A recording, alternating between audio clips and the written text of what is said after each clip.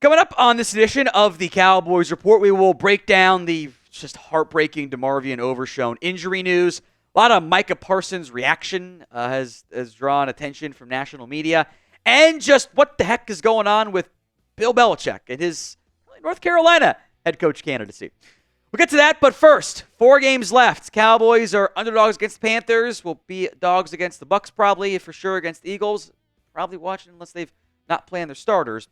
How many more games do you think the Cowboys will end up winning this year? Let me know in the comments section of today's show. Let's begin with the absolutely heartbreaking injury news for DeMarvion Overshown.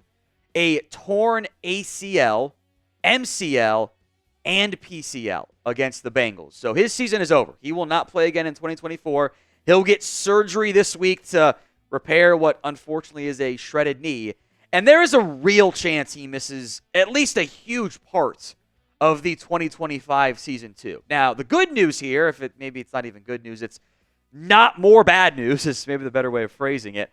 No nerve damage for Overshown, which you tear all 3 and you get a little bit worried about that one. Kind of don't know how he was able to walk off the field. Assistance I know, but to kind of just not be carted off was kind of surprising given all the bad stuff we've seen with the injury there. No nerve issues. It's not a Jalen Smith thing there, but his season's over, and you don't know when the next chance will be to be able to see him out there on the Cowboys field, which sucks. Because Overshown was, especially relative to expectations, is there a player outplaying expectations this year more than Overshown? Maybe Rico Dowdle in that conversation, but Overshown looked like a budding star at linebacker. And now 2 years, 2 bad knee injuries, and he's just been tantalized by the ability, and he hasn't been able to stay healthy. And I'm frankly heartbroken for the kid. So was Micah Parsons, his buddy. Micah afterwards said, I cried. That's like my little bro. He don't deserve that. He doesn't. To understand we have to go through and to be there for him physically and mentally, just so challenging because he's so talented. The year he was having, I don't really think that's fair either. I agree with Micah. It's not fair. Now, football and life is not fair in general, but we can point out when things are not fair too. I think that's one of the worst things that could have happened in that game because now it impacts your 2025 planning. Think about what you have at linebacker. You can't count on Overshown playing, certainly not starting, to open up the 2025 season. Eric Hendricks is going to be a free agent. Who knows who his DC will be? Reese Leofau was under contract. Damone Clark's under contract. But Clark was a scratch last week. The team doesn't trust him. I don't think Buddy Johnson's more than a backup special teamer. So players I feel comfortable playing at linebacker next year under contract is 1. And that's assuming we get some better play out of Maurice Leofau, who I thought did play well when he was pressed into duty after the injury to Overshown. So that's very positive there. You're going to get a real up-close look at him down the stretch this year. Hopefully he can show some good stuff. But now you need linebacker help in a bigger way than you did 24 hours ago. I do want to make sure we're showing Overshown the love. Everyone type 13 for me in the comments section. The ad comes here on YouTube. Take advantage of it. Go show Overshown some love by typing 13. Let's talk Micah Parsons here. Now, he very much got caught on the cameras crashing out. Let's call it that way. He visibly upset. At the end of that Cowboys loss, he looks just besides himself. He's unbelievably upset. Walked off the field before the clock hit 0. He had a lot to say post-game, which I appreciate Mike actually talking. Here's what he said. I'm hurt. I wouldn't wish this on anybody. I can't put that into words, man. I wasn't really grasping what was going on. We just caught a huge stop. We're going into a 2-minute drill. It's hard to put into words. You think and believe you can pull the game out from that situation. That hurts. The players, so many situations. He means injuries, by the way. I wouldn't say it's snowballing, but I don't know. It says we're paying a dude that's just not fair. I don't know if it's bad luck, karma, but in terms of work ethic, everyone's working so hard. I think we did well. We could have done a little bit better containing and gave us some points, but you told me to hold Joe Burrow to 20 points with 2 minutes left with our offense, the way we move the ball. I think we could win that game. I'm really going to soak this one in. This one hurt me more than any loss this year. Probably even worse than the playoff loss, to be honest, because where we were going, how we were playing good football. I'm going to sit on this. We have to find a way to keep these guys alive. There's still football to be had. There's still an opening to be had.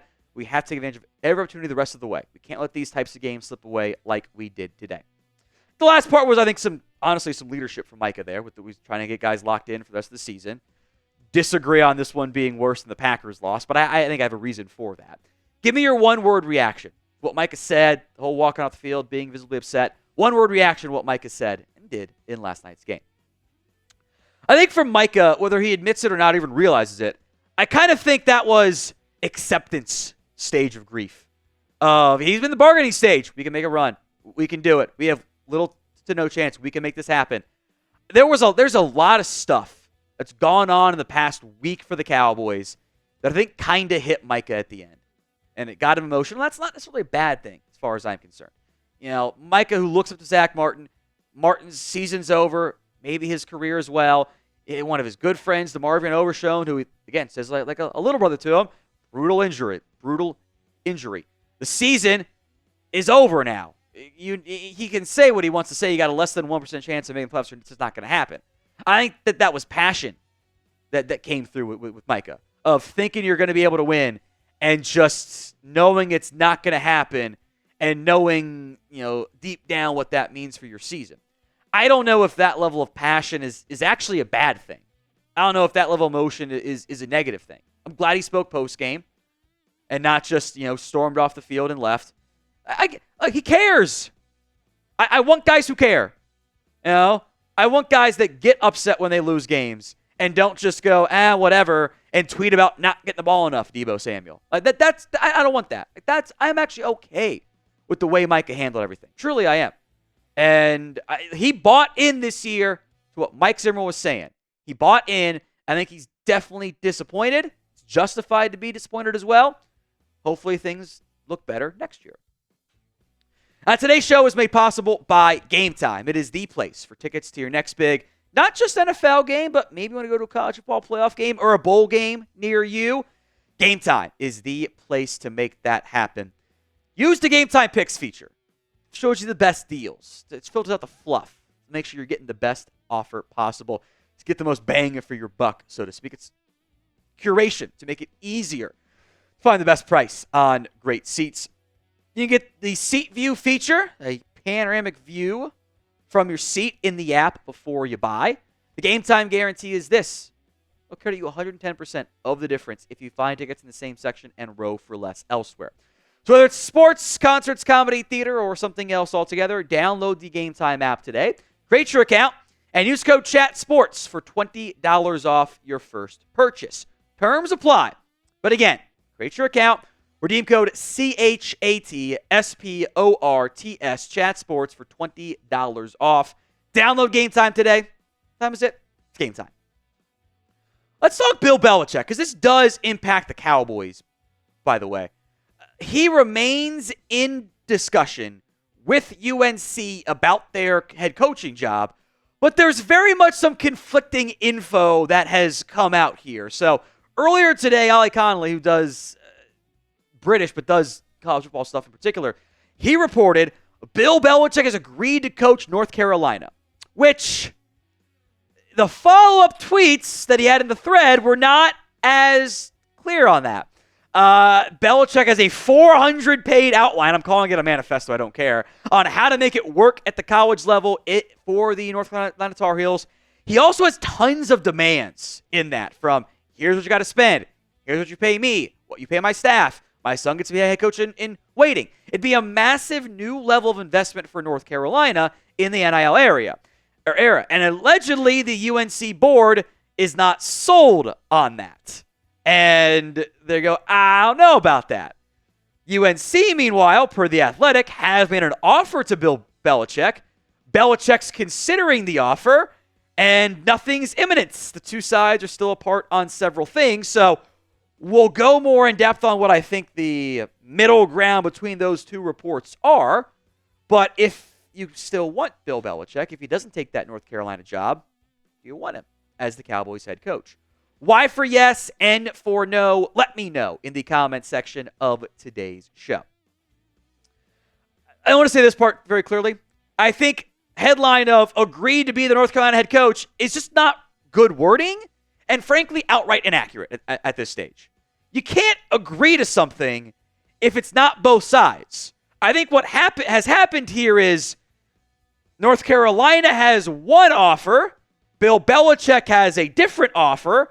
Both sides say, we'll do our offers, but that doesn't mean both sides have agreed.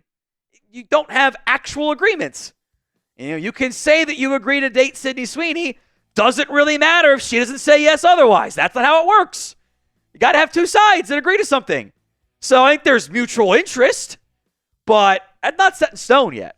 Either way, Dallas is going to have options at the head coaching spot. Whether you want Bill Belichick, don't want him, I don't think Mike's going to come back. Be a chill guy. Let things play out. Don't panic. Don't tilt your skis too far in one direction, and don't crash out. Be a chill guy. Let things play out. We'll know a lot more in the coming days and hours and weeks and months.